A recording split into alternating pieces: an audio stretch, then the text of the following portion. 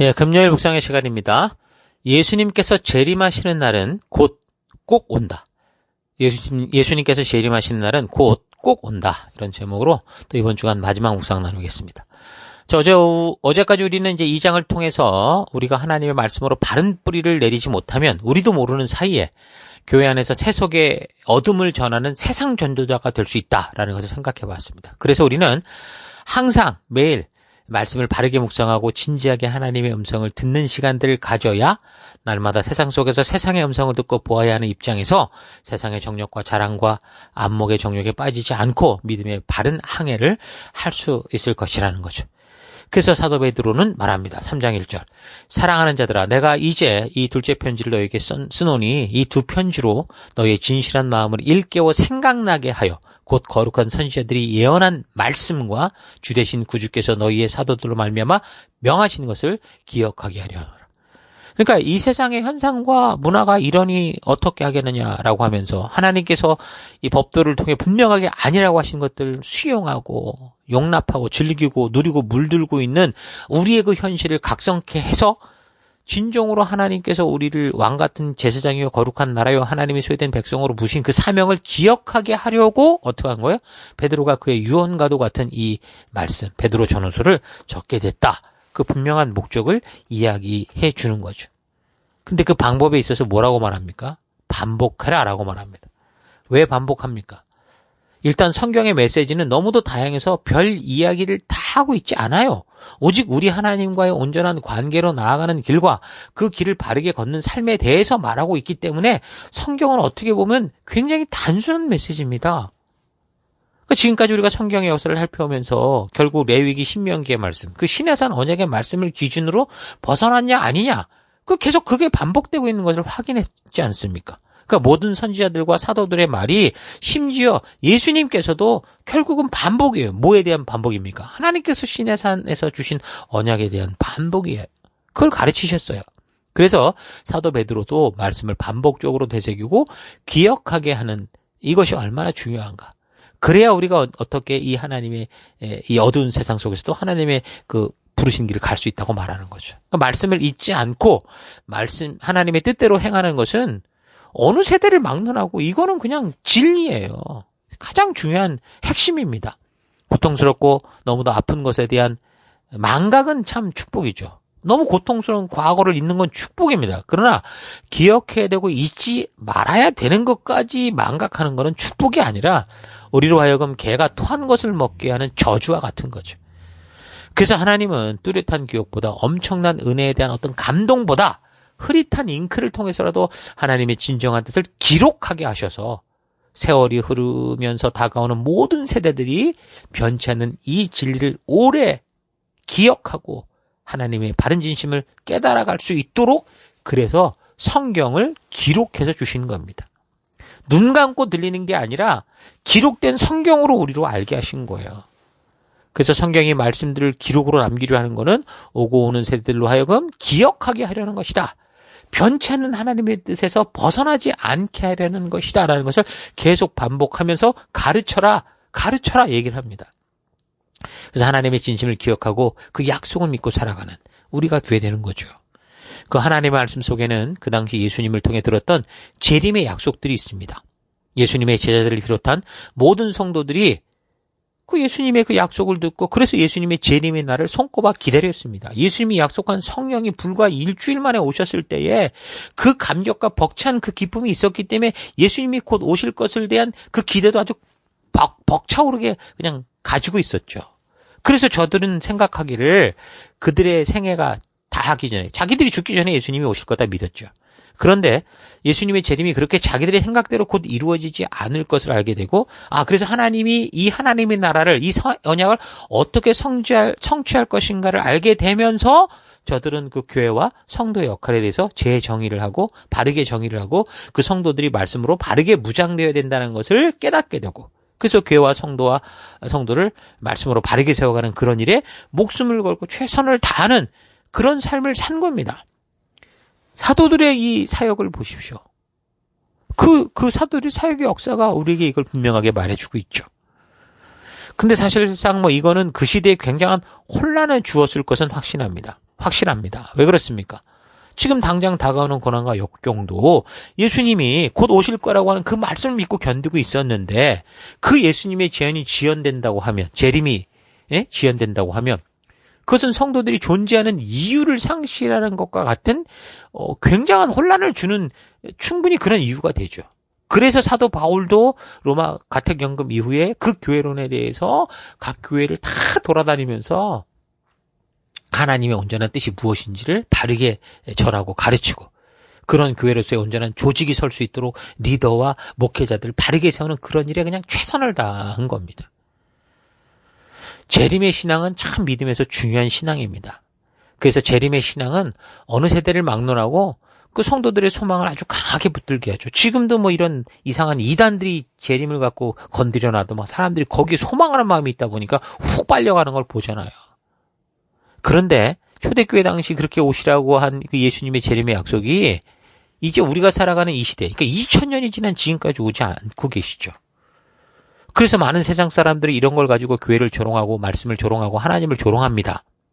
지금도 그렇지만 그 당시 예수님의 승천 후에 불과 3, 40년 정도밖에 지나지 않았음에도 예수님의 재림이 없다고 흔들리는 일들이 있었죠. 그래서 이것에 대해서 사도 베드로가 분명한 이야기를 합니다. 3장 8절 사랑하는 자들아 주께는 하루가 천년이 같고 천년이 하루 같다는 이 한 가지를 잊지 말라. 그러니까 이 말이 한 인생이 길면 그 969세까지 살았던 이 홍수 이전에 이 부두셀라 같은 사람 그런 사람들을 보면 사실 우리의 그 성경 상식으로도 이해할 수 있는 당연한 말일 수도 있죠. 그래서 하나님께서 이렇게 우리를 기다려 주시고 계속 참아 주시는 그 사랑을 함부로 말하지 말아라. 그렇게 얘기를 하는 겁니다. 3장 9절. 주의 약속은 어떤 이들이 더디다고 생각하는 것 같이 더딘 것이 아니라 오직 주께서는 너희를 대하여 오래 참으사 아무도 멸망하지 아니하고 다 회개하기에 이르기를 원하시느니라. 그러니까 그래서 하나님께서 이렇게 우리를 기다려주시고 계속 참아주시는 그 사랑인데 그것 때문에 우리가 지금까지 이렇게 있는 건데 그걸 함부로 말해서는 안 된다 그 말인 거죠. 하나님은 한 영혼들이 아무도 멸망하지 않고 다 회개하고 영원한 소망을 붙들기 원하시기 때문에 지금까지 참아주고 계신 겁니다. 여러분 그렇다고 끝이 없는 건 아닙니다. 우리 주님께서 재림하시는 날은 꼭 곧 옵니다. 3장 10절. 그러나 주의 날이 도둑같이 오리니 그날에는 하늘이 큰 소리로 떠나가고 물질이 뜨거운 불에 풀어주고 땅과 그 중에 있는 모든 일이 드러나리로다. 그러니까 주님의 날은 도둑같이 옵니다. 이 말은 주님이 우리에게 오시는 그런 때가 언제인지 알지 못한다라는 의미겠지만 더불어 우리가 주님께로 어느 순간 순식간에 갈 수 있다라는 말도 되죠. 우리의 죽음이 언제다라는 것이 보장되어 있지 않습니다. 꼭 늙어가야 죽는 것도 아니라 심지어 어린 아기까지도 어느 순간 죽음에 처하는 것을 볼 수 있습니다. 오늘날 코로나 바이러스로 인해서 요즘에 또다시 막 유행이 일어나는 이 델타 바이러스로 인해서 전 세계적으로 지금 통계를 보면 30만 명씩 죽어가고 있습니다. 근데 그 죽어가는 사람들 중에 나이 먹은 사람만 죽는 게 아니라 델타 바이러스에 감염된 경우 젊고 어린아이들에게 더 감염이 심해서 젊은 아이들까지 수없이 죽어가고 있다는 거예요.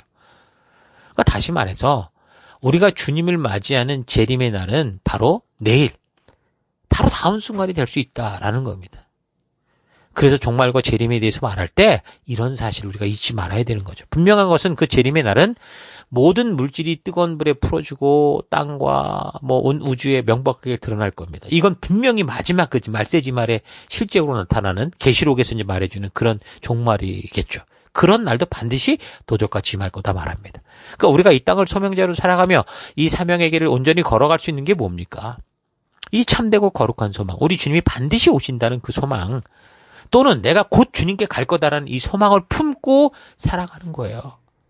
그래서 사도 베드로는 그런 재림의 날, 우리가 주님의 영광스러운 부르심에 나아갈 날을 기억하면서 시련과 고난을 두려워하지 말고 오늘의 시련, 오늘의 고난을 두려워하지 말고 이 거짓 교사들의 성경을 왜곡하고 억지로 풀어서 가르치는 이 거짓 가르치는 그들의 유혹, 뱀의 혀에 속지 말고 우리 스스로 되돌아보아 믿음에서 떨어질까 조심하고 예수님의 은혜를 알고 또한 하나님을 바르게 하는 지식을 통해 자라가라.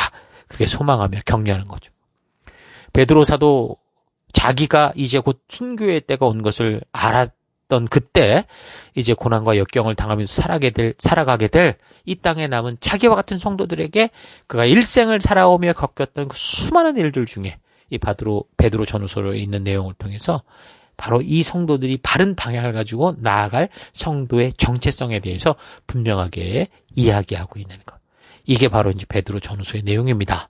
자, 이런 배경들을 잊지 마시고 여러분 계속해서 베드로 전후서를 읽어가시면서 묵상하며 하나님의 깊은 진심을 만나는 여러분 되기 바랍니다. 자, 오늘 하루 나는 정말 주님의 나라에 곧 임하게 될 것을 믿고 하나님이 주신 말씀의 가치를 따라 생명 낳는 생명을 세우는 일에 집중하며 살아가고 있는지, 아니면 주님의 나라가 아니라 이 세상에 미련을 두고 애착을 가지고 하나님을 동원시켜서라도 내가 원하고 바라는 것들을 이루고 싶은 마음으로 살아가고 있는지 진정으로 자신의 속을 깊이 되돌아볼 수 있길 바랍니다. 죄 많은 이 세상은 우리 집이 아닙니다. 우리의 집은 저 천국에 있습니다. 그래서 우리는 이 땅을 나그네처럼 살아가는 빛과 소금된 사명자들입니다. 우리가 살핀 베드로 전후서를 비롯해서 사도 바울의 편지를 과거 구약의 선지자들 대부분 이런 하나님의 약속하신 소망을 잊지 말라고 전하는 내용으로 가득 차 있습니다. 신약 성경의 대부분은 교회를 향한 사도들의 안타까움과 큰 사랑의 마음이 남겨져 있죠. 사도 바울의 편지도 그랬고 또 사도 베드로의 편지에도 교회를 향한, 성도를 향한 깊은 사랑을 볼 수 있습니다. 예수 그리스도의 십자가의 사랑을 믿음으로 말미암아 하나님의 자녀가 된 성도들이 다시 그 믿음의 길에서 돌이켜 세속의 길로 갈까 노심초사하는 이 사도들의 마음이 신약 성경 곳곳에 담겨 있습니다. 뭐 그런 걸 보면 구약의 선지자들 그 마음도 똑같죠. 다 하나님의 백성된 자들이 그 길에서 돌이켜 세속을 향해 가는 것을 안타까워 돌아오라 외치는 음성들이었고, 결국 구원받은 하나님의 백성들이 세속에 물들고 타락하여 배교하는 길로 가는 것을 안타까워하고 가슴 아파하는 것을 볼 수 있습니다. 이런 선지자들과 사도들의 안타까운 마음들이 그대로 담겨있는 이 베드로 전후서를 통해서 다시 한번 하나님의 진심이 어떠한지, 변함없이 들려오는 그 사랑의 음성을 깊이 되돌아보고 성도로서 구원 그 이후 어떤 삶을 살아가야 될지 이 성경과 역사를 통해 바르게 알아 우리 주님의 재림의 날을 기대하며 세속에 물들지 않고 세상의 풍토와 싸우며 역행하여 진정한 믿음의 길을 걸어내는 여러분들 될 수 있기를 주의 이름으로 축원합니다. 저로 하루도 힘내십시오. 잠시 기도하겠습니다. 하나님, 교회를 향해 목숨을 주신 우리 예수님, 성도 한 사람 한 사람을 위해 목숨을 주신 우리 예수님의 그 마음을 잊지 않고 어떤 상황과 환경이 다가와도 믿음의 길을 걷는 성도로서 부르셨는데 세상과 욕심 그 유행을 따라 살아갔던 것을 회개합니다. 주님의 날이 곧 꼭 도적과 같이 임할 것을 잊지 않고, 임한다는 것을 잊지 않고 수많은 선지자들과 사도들을 통해 외치고 전하여 주신 말씀들을 통해 하나님의 진실한 마음을 알고 성실히 전하는 삶 살기 원합니다.